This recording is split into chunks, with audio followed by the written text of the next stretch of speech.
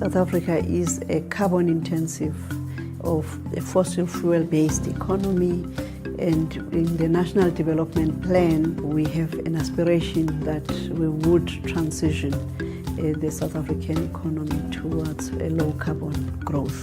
So we are a water-scarce country, and we are impacted by impacts of climate change, and our durability and resilience is going to be quite challenged if we do not act now.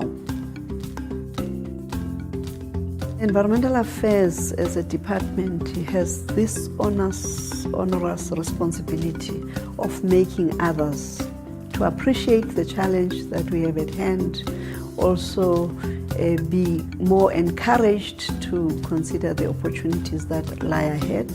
So we have to coordinate and influence and make sure that others act, like Department of Energy in terms of energy mix policy and an energy mix plan that would enable less reliance on fossil fuels, departments of agriculture in respect of what methods for tilling, that we use less use of chemicals, and drip irrigation, especially that we are a water-scarce country.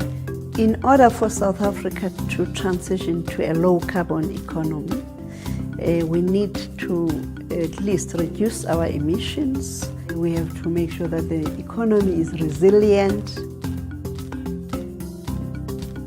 So for us to get there, we need to all parties, NGO, private sector, business, industries, to come on board. So it is a real call for action for all of us. We have interesting partnerships and initiatives that, for example, are related to energy efficiency program led by the NBI, which is partly covering the private sector, with the Carbon Trust and GIZ, including government, which is the Department of Energy, Public Works, and the Department of Environmental Affairs.